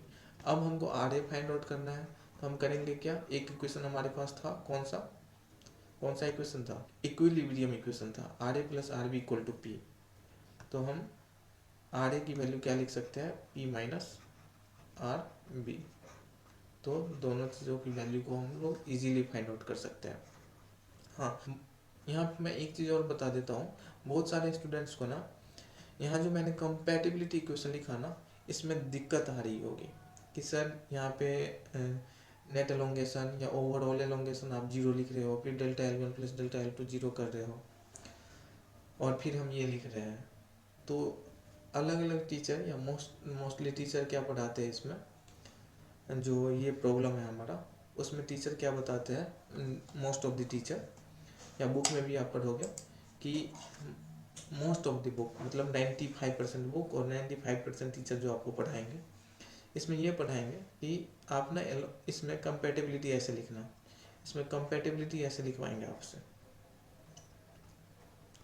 कंपैटिबिलिटी कैसे लिखवाएंगे, बोलेंगे कंपैटिबिलिटी इसमें ये है कि जितना एलोंगेशन हो रहा है, किसमें जितना एलोंगेशन हो रहा है, जो बार है हमारा, ठीक है, रेड कलर का जो बार था, ये जो बार है हमारा, इसमें जितना एलोंगेशन हो रहा है उतना ही कंप्रेशन हमारा स्प्रिंग में हो रहा होगा, ठीक है, डेल्टा एक्स स्प्रिंग ये लिखवाएंगे, ठीक है। लेकिन मैं इसको प्रेफर नहीं करता हूँ। क्यों नहीं करता हूँ, क्योंकि इसमें ना कभी कभी साइन कन्वेंशन में दिक्कत हो जाता है। जब ऐसे लिखोगे आप, जैसे एलोंगेशन तो बार का लिख दिए, लेकिन जब आप जैसे सपोज दैट एलोंगेशन क्या लिखे थे हम लोग, पी माइनस आर बी, ठीक है, L1 अपॉन ई ए, ठीक है। अब जब स्प्रिंग के लिए लिखोगे तो यहाँ पे आप लोग क्या करोगे, जल्दीबाजी में यहाँ पे भी माइनस लगा दोगे, ठीक है। और यहाँ पे माइनस के साथ, क्योंकि हमको कंप्रेशन को निगेटिव साइन के साथ रिप्रेजेंट करने की आदत लग चुकी होती है पूरे स्ट्रेंथ ऑफ मटेरियल में।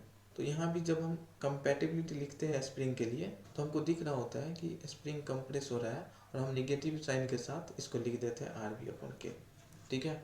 और यही आप गलत कर बैठे, क्योंकि जब आप ये लिख रहे थे कंपैटिबिलिटी, तो हमको मॉडुलस के साथ लिखना होता है, ठीक है, मतलब हम पॉजिटिव लिखेंगे, है ना, क्योंकि इक्वेट कर रहे हैं हम लोग डिफॉर्मेशन को, तो हमको मॉडुलस के साथ लिखना होता है। तो ये स्टूडेंट्स गलती कर देते हैं जल्दीबाजी में, और एग्जाम में तो एक एक नंबर बहुत बहुत बहुत ज़्यादा इंपॉर्टेंट होता है। अगर आप अंडर 100 रैंक टारगेट कर रहे हो, तो आपके 2 नंबर तो आपको 100 से बाहर भी लेके जा सकता है। 100 क्या, मैं तो कम ही बोल दिया, 200 300 में पहुंचा सकते हैं आपका 2 नंबर। तो हायर रैंक में मतलब अपर रैंक में एक एक नंबर बहुत ज़्यादा इंपॉर्टेंट हो जाता है गेट एग्जामिनेशन में।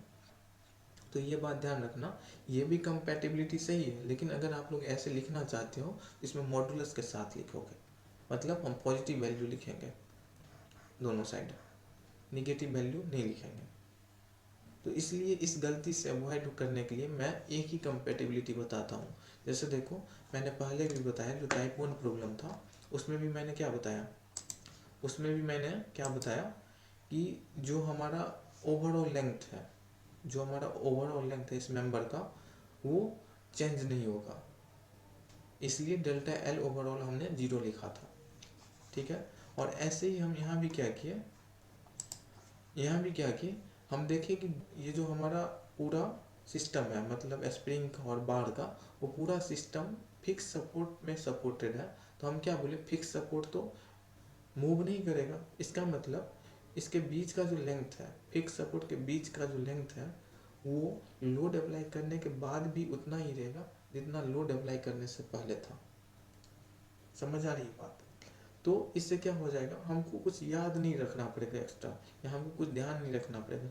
हमारे पास एक नेचुरल सा कॉमन सेंस रहेगा कि हाँ अच्छा फिक्स सपोर्ट है, इसका मतलब है कि दोनों सपोर्ट के बीच का लेंथ जो है सो चेंज नहीं होने वाला है, फोर्स अप्लाई करने के बाद भी और फोर्स अप्लाई करने से पहले भी वही रहेगा। इसलिए हम लोग डेल्टा एल ओवरऑल 0 लिख देते हैं। और इसमें जो हमारा कॉमन प्रैक्टिस है कि एलोंगेशन को पॉजिटिव लिखना और कंप्रेशन को निगेटिव लिखना, इस कॉमन कन्वेंशन के साथ हम लोग प्रोसीड कर सकते हैं, कोई एक्स्ट्रा चीज़ ध्यान रखने की ज़रूरत नहीं है। पर फिर भी अगर आप चाहते हो कि नहीं मैं तो यही कंपैटिबिलिटी यूज़ करूँगा, तो बिल्कुल डेफिनेटली कर लेना, कोई दिक्कत नहीं है। लेकिन लेकिन ध्यान रखना, क्या ध्यान रखना कि जब भी आप कंपैटिबिलिटी लिखोगे तो दोनों साइड पॉजिटिव लिखना, ठीक है। ऐसे नहीं कि नेगेटिव लगा देना अपने मन से, है ना। तो आई होप ये पूरा डिस्कशन टाइप 1 और टाइप 2 का आपको क्लियर हुआ होगा। अब जो है हम लोग देख लेते हैं नेक्स्ट टाइप क्या है हमारा, स्टैटिकली। अच्छा, नेक्स्ट टाइप से पहले एक प्रॉब्लम भी हम डाल रखे हैं, तो इस प्रॉब्लम को हम लोग सॉल्व करेंगे। बहुत ही इंटरेस्टिंग प्रॉब्लम है, देखते हैं कि कैसे हम लोग सॉल्व कर सकते हैं। अब देखो इस प्रॉब्लम में ना फिक्स सपोर्ट है, तो फिक्स सपोर्ट को देखते ही हमारे दिमाग में एक बात आ गई होगी अभी तक कि अच्छा फिक्स सपोर्ट है, मतलब इसके बीच का जो ओवरऑल डिस्टेंस है ना वो तो चेंज नहीं होने वाला है, ठीक है। तो पहले तो हम लोग लिख लेते हैं इक्विलिब्रियम इक्वेशन। तो देखो यहाँ पे फोर्स अप्लाई हो रहा है 25 किलो न्यूटन का, वो भी डाउनवर्ड डायरेक्शन में। तो हम करेंगे क्या, यहाँ पे सपोर्ट रिएक्शन अपवर्ड डायरेक्शन में अप्लाई कर देंगे। इस सपोर्ट का नाम ए है, इसलिए हम आर ए मान लेते हैं। और यहाँ भी हम क्या करेंगे, एक सपोर्ट रिएक्शन अप्लाई करेंगे आर बी, सॉरी अगर यहाँ पे सी नाम है तो हम आर सी डिनोट करते हैं। हाँ, किसी किसी स्टूडेंट के मन में ये बात आ रही होगी कि सर यहाँ पे तो ये जो मेंबर है वो तो इस सपोर्ट के कांटेक्ट में है ही नहीं, तो ये रिएक्शन कैसे अप्लाई कर रहा होगा, है ना। बिल्कुल सही बात है, बिल्कुल जेन्युइन डाउट है। तो आओ चेक करके एक बार देख लेते हैं, है ना। एक बार चेक करके देख लेते हैं, देखते हैं। अब देखो इस मेंबर में फोर्स कितना है, इस मेंबर का नाम हम एक दे रहे हैं, और जो ऊपर वाला मेंबर है ना उसको मैं मेंबर 2 बोल दे रहा हूँ, ठीक है। अब बताओ मेंबर 2 में कितना फोर्स है। ये हमने बताया था कि अगर किसी मेंबर में फोर्स देखना है तो एक साइड से देख लेना। देखो यहाँ पे हम क्या कर रहे हैं, देख रहे हैं, तो कोई फोर्स हमको दिख नहीं रहा है, ठीक है ना। कोई फोर्स हमको एक साइड से देखने पर नहीं दिख रहा है। अभी आरसी को हम मान के चल रहे हैं कि अभी आरसी नहीं है, क्योंकि हम चेक कर रहे हैं ना कि एलोंगेशन कितना है, तो अभी तो कांटेक्ट में नहीं है।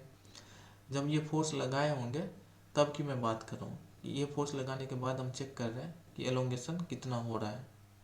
अगर एलोंगेशन 1 mm से ज़्यादा हो जाएगा, मतलब इस गैप से ज़्यादा हो जाएगा, तब हम समझेंगे कि आरसी लग रहा है। अगर हमारा एलोंगेशन इस 1 mm से कम रह जाता है तो हम समझ लेंगे ये जो रिएक्शन है ये अप्लाई नहीं हो रहा है इस मेंबर पे। तो एलोंगेशन चेक करने के लिए हमको क्या करना पड़ेगा, डेल्टा एल क्या होगा, delta L1 plus delta L2।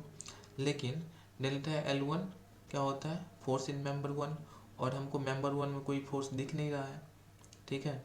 क्योंकि फोर्स कैसे चेक करते हैं, एक साइड से चलते जाओ और देखते जाओ। तो एक साइड से जब मैं नीचे वाले एंड से चलता हूँ तो कोई फोर्स इस मेंबर पे हमको दिख नहीं रहा है, ठीक है। तो इसलिए डेल्टा L1 तो 0 हो जाएगा। अब डेल्टा L2 देखो, डेल्टा L2 मतलब मेंबर 2 पे कितना फोर्स लग रहा है, देखो। अब हम क्या कर रहे हैं, इस साइड से नीचे से ही चल रहे हैं, तो कुछ नहीं है, कुछ नहीं है, कुछ नहीं है। हाँ, 25 किलो न्यूटन का यहाँ पे लग रहा है। कहाँ पे लग रहा है, 25 किलो न्यूटन का, 25 किलो न्यूटन का फोर्स यहाँ पे लग रहा है, ठीक है। तो क्या करेंगे हम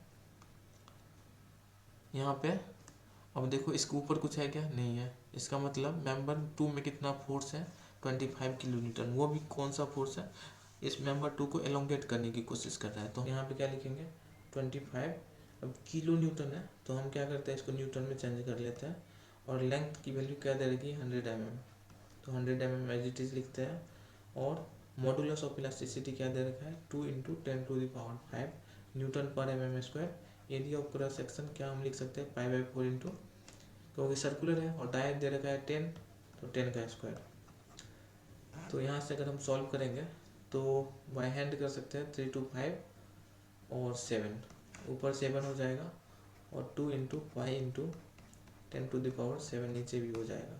तो 1/2π कितना हो जाता है, जरा देखो, 1/2 डिवाइडेड बाय पाई।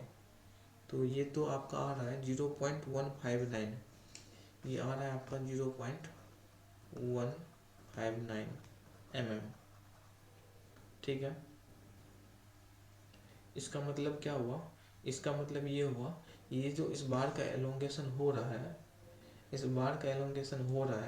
वो कितना हो रहा है, 1 mm से कम हो रहा है। मतलब ये जो हमारा सिस्टम है, ये जो बार है, ये टच ही नहीं कर रहा है नीचे वाले सपोर्ट को। ओके, तो इसका मतलब है कि ये जो आर सी है ना, ये तो जीरो हो जाएगा, क्योंकि टच ही नहीं कर रहा है। तो आर सी क्या हो जाएगा, जीरो हो जाएगा, क्योंकि टच ही नहीं कर रहा है तो कोई सपोर्ट रिएक्शन ही नहीं लगाएगा।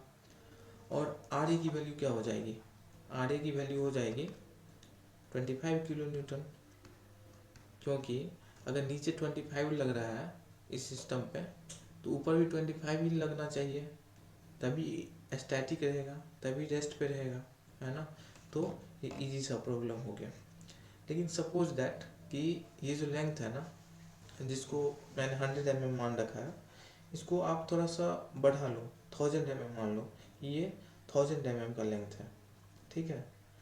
तो अगर 1000 mm इसका लेंथ होता, फिर अगर डिफॉर्मेशन हम लिखते हैं तो देखते हैं क्या होता है, delta L is equal to delta L one plus delta L two हो जाता। डेल्टा एल वन तो अभी भी जीरो ही रहेगा, लेकिन delta L to length change करने पे चेंज हो जाएगा। तो 25 किलो न्यूटन का लोड था, और लेंथ इस बार हम कितना एज्यूम कर रहे हैं कि 1000 mm, ठीक है। और मॉडुलस ऑफ इलास्टिसिटी क्या था, मॉडुलस ऑफ इलास्टिसिटी है 2 इंटू 10⁵, तो ये भी लिख लेते हैं 2 इंटू 10⁵। डायमीटर था 10, तो एरिया हो जाएगा π/4 इंटू 10²।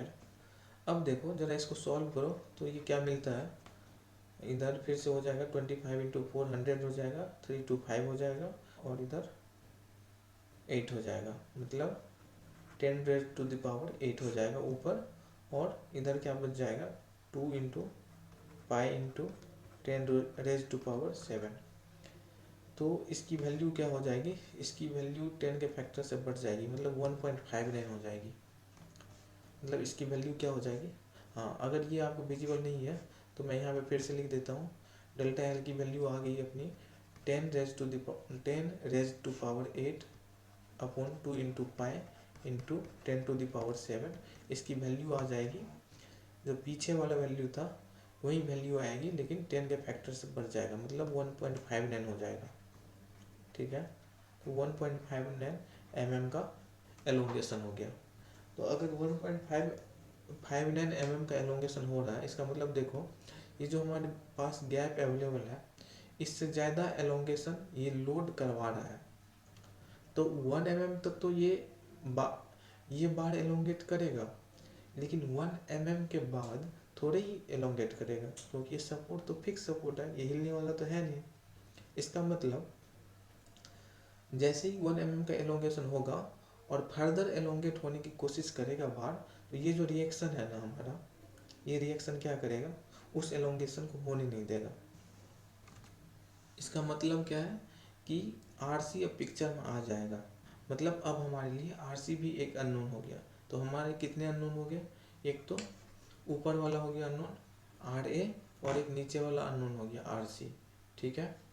अब हमको इस दोनों की वैल्यू को डिटरमाइन करना है, लेकिन हमारे पास इक्वेशन कितनी है, इक्विलिब्रियम की एक, ठीक है। तो ये क्या हो गया, स्टैटिकली इनडिटर्मिनेट प्रॉब्लम का केस हो गया, है ना। तो यहाँ पे हम देख लेते हैं इक्विलिब्रियम इक्वेशन लिख के, तो R A plus R C equal to 25 लिख सकते हैं हम लोग, है ना। इक्विलिब्रियम इक्वेशन हम लोग लिख सकते हैं R A plus R C is equal to 25 kilo newton, ठीक है। अब हमारे पास अननोन तो दो है, R A and R C. Equation एक ही है, सॉल्व नहीं कर सकते हैं, इसको बुलाना पड़ेगा, कंपैटिबिलिटी को बुलाते हैं। लेकिन यहाँ पे कंपैटिबिलिटी लिखेंगे कैसे, देखो यहाँ पे इस मेंबर का मैक्सिमम एलोंगेशन कितना हो सकता है, जो परमिटेड एलोंगेशन है वो कितना है 1 mm। तो यहाँ पे लिखेंगे delta L one plus delta L two is equal to 1 mm। ये हमारा कंपैटिबिलिटी है, ठीक है ना, क्योंकि दोनों मेंबर मिल के ज़्यादा से ज़्यादा कितना एलोंगेट हो सकता है 1 mm, है ना। अगर ये सपोर्ट सपोज दैट ये सपोर्ट नहीं होता, नीचे वाला सपोर्ट नहीं होता, और इतना ही फोर्स अप्लाई करते तो हमारा मेंबर कितना एलोंगेट करता 1.59, अभी निकाले थे ना, 1.59 एलोंगेट करता अगर नीचे वाला सपोर्ट नहीं होता तो। लेकिन नीचे वाला सपोर्ट तो 1 mm के बाद ही आ गया, मतलब ये क्या कर रहा है, नीचे वाला सपोर्ट रेस्ट्रिक्ट कर रहा है इसके फर्दर एलोंगेशन को। 1 mm के बाद एलोंगेशन 1 mm के बाद हमारे मेंबर को एलोंगेट ये नीचे वाला सपोर्ट नहीं होने दे रहा है। तो दोनों मेंबर का मैक्सिमम एलोंगेशन कितना होगा, 1 mm, है ना। तो इसलिए हम लिख सकते हैं delta L1 plus delta L2 equal to 1 mm। अब डेल्टा L1 को क्या लिखेंगे, डेल्टा L1 को क्या लिखेंगे, force in member 1 into length of member 1 upon E है ना। अब देखो मेंबर 1 में कितना फोर्स लगेगा, हम क्या बोले थे, किसी भी मेंबर में आपको फोर्स कैलकुलेट करना है तो एक साइड से सपोर्ट हटा देना और सपोर्ट रिएक्शन जो लग रहा है वो अप्लाई कर देना। तो यहाँ पे हम फिर से क्या करते हैं, रीड्रॉ कर लेते हैं थोड़ा सा डायग्राम, जिससे कि हमको इजी हो जाए, है ना। तो मैं ले लेता हूँ एक शेप यहाँ पे,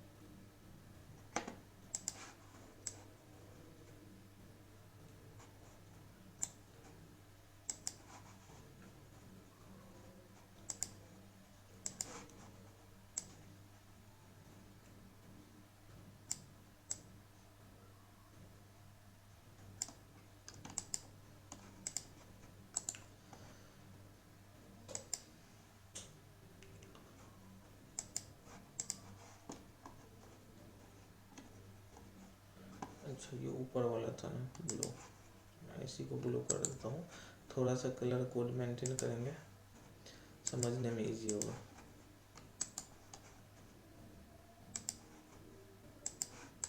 यस, तो डेल्टा L1 को लिखने के लिए हमको मेंबर 1 में फोर्स फाइंड आउट करना पड़ेगा। तो मैंने फोर्स फाइंड आउट करने का एक तरीका बताया था, क्या बताया था कि एक साइड से सपोर्ट को हटा दो और जो सपोर्ट रिएक्शन है उसको अप्लाई कर दो, और एक साइड से देखते जाओ और उस मेंबर तक पहुंच जाओ, तो जो भी फोर्स आएगा वही उस मेंबर में फोर्स होगा। देखो कैसे, यहाँ पे मैंने नीचे वाला सपोर्ट हटा दिया और आरसी जो अप्लाई कर रहा था नीचे वाला सपोर्ट वो अप्लाई कर दिया। अब नीचे से बढ़ रहे हैं और बढ़ रहे और मेंबर 1 के एक सेक्शन तक आ गए। अब देखो यहाँ तक केवल और केवल हमको आरसी फोर्स दिखाई दे रहा है, वो भी कंप्रेसिव नेचर का। तो हम लोग डेल्टा L1 को लिखेंगे माइनस आरसी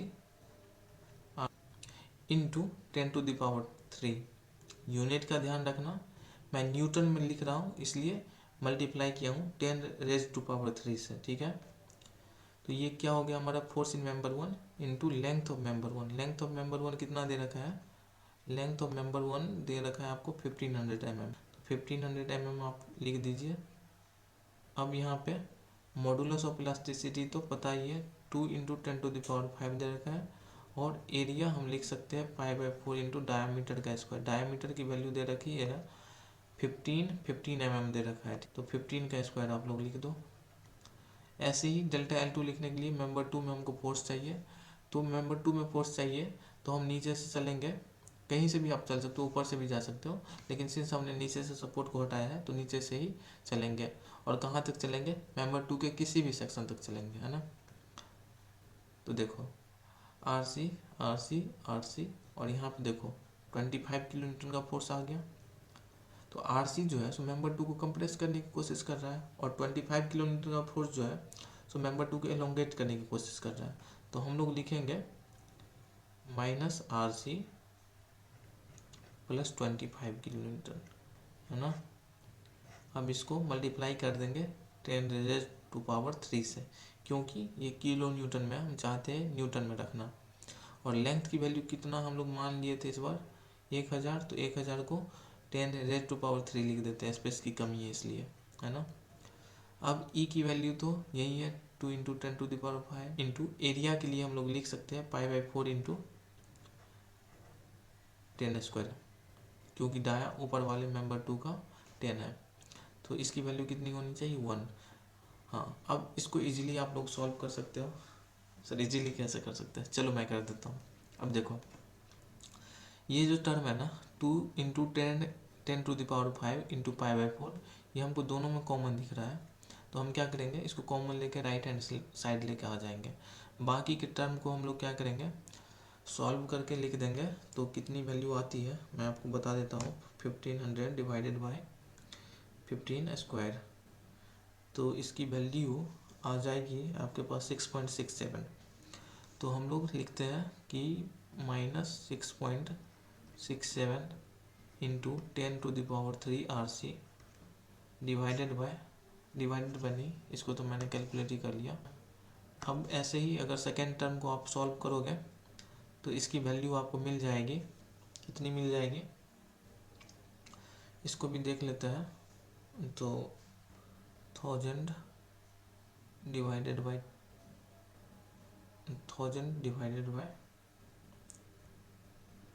10² मीन्स 10 है ना। तो यहाँ से आपको वैल्यू मिल जाएगी इसकी 10 इंटू 10⁻³ RC है ना। और एक और टर्म मिलेगा हमको, क्या मिलेगा 25 इंटू 1000 डिवाइडेड बाय 100 मीन्स 250 है ना। यहाँ से मिल जाएगा आपको 250 इंटू 10⁻³ और इसकी वैल्यू क्या हो जाएगी 2 इंटू 10⁵ इंटू π/4 है ना।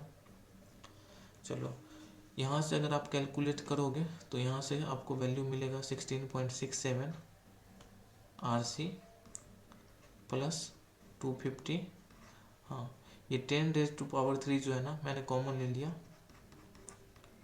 यहाँ से हम लोग लिख सकते हैं इक्वल टू 2 इंटू 10⁵ इंटू π/4। अब देखो इसको ज़रा सॉल्व करो तो ये मिलेगा आपको, कितना मिलेगा -16.67 RC प्लस 250 इक्वल टू 10⁻³ यहाँ पे कैंसिल होगा और बचेगा कितना 100 इंटू π/2। ठीक है, अब इसको सॉल्व करोगे तो आपको मिलेगा 50 इंटू पाई, 50 इंटू पाई मिल गया। हाँ, और 50 इंटू पाई करने के बाद क्या बचा, आप इसको सब्ट्रैक्ट कर दो 250 से और डिवाइड कर दो 16.67 से। तो आपको जो वैल्यू मिल रही है 5 यहाँ से जो वैल्यू मिल रही है आपको आरसी की, उसकी वैल्यू मिल रही है 5.574। ओके, तो यस ये करेक्ट वैल्यू है। और अगर आपको आरसी मिल गया तो आपको यहाँ पे क्या मिल जाएगा, आर ए भी मिल जाएगा, है ना। आर ए कहाँ था, ये ऊपर वाले सपोर्ट का रिएक्शन आर ए है ना। तो आर ए की वैल्यू कैसे फाइंड आउट करेंगे, क्योंकि हमको पता है एक इक्विलिब्रियम इक्वेशन है हमारे पास जो कि कहता है कि R A plus R C की वैल्यू 25 किलो न्यूटन है। ठीक है, तो हम आर सी की वैल्यू कितना फाइंड आउट किए 5.574 किलो न्यूटन। तो यहाँ से हम लोग आर ए की वैल्यू कितना लिख सकते हैं 25 माइनस आर ए और 25 minus R C, 25 minus R C. अब देखो आर सी की वैल्यू को सब्स्टिट्यूट कर दो और आपको मिलेगा, आपको कितना मिलेगा +25।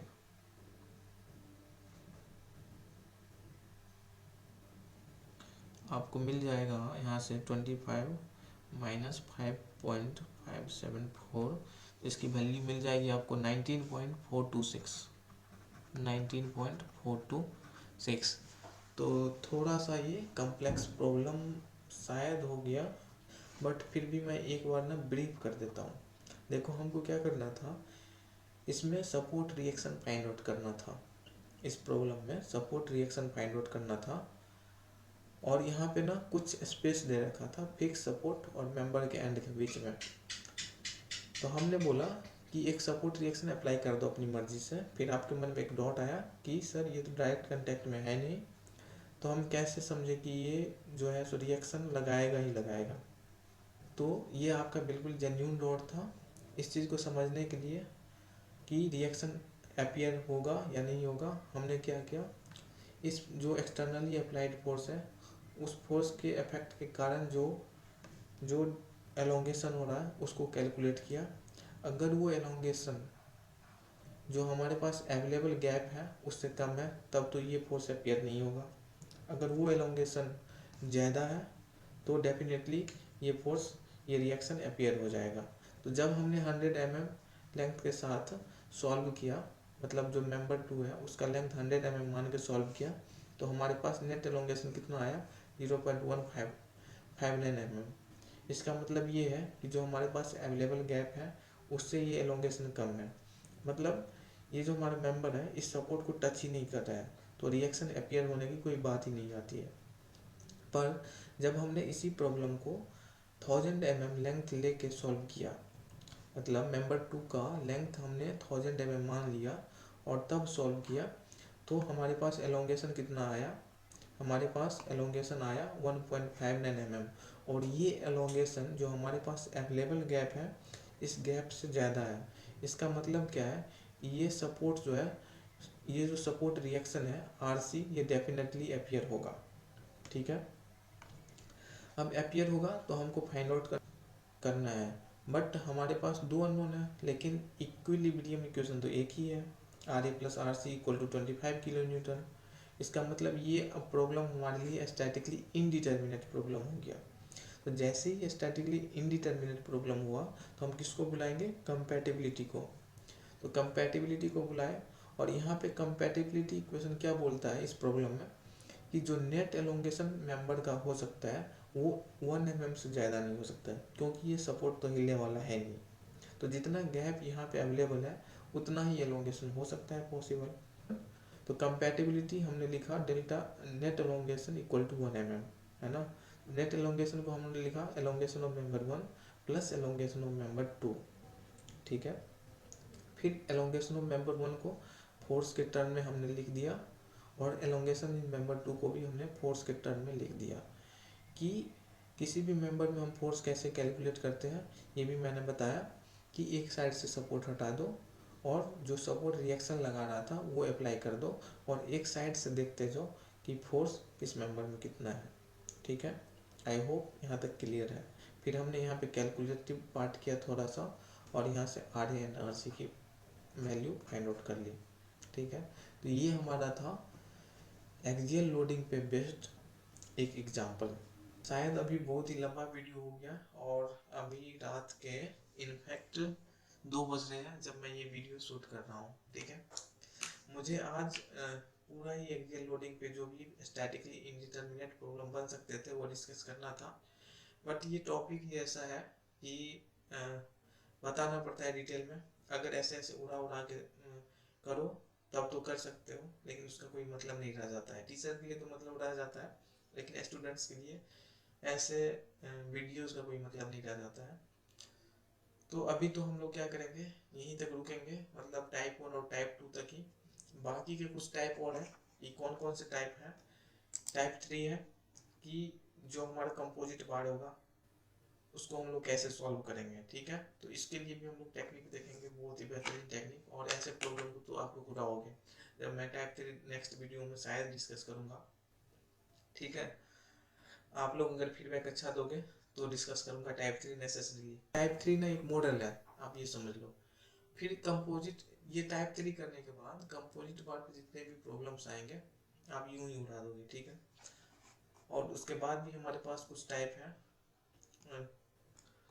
है, जैसे ये हमारे पास टाइप 4 है, कि ऐसे प्रॉब्लम्स को हम लोग कैसे सॉल्व कर सकते हैं, कि इस प्रॉब्लम को क्या बोलेंगे ये भी हम लोग देखेंगे। तो टाइप 4 भी सॉल्व करेंगे, और एक और टाइप आता है इसमें जिसको हम लोग नट एंड बोल्ट प्रॉब्लम बोल सकते हैं, है ना, उस टाइप को भी देखेंगे नेक्स्ट वीडियो में।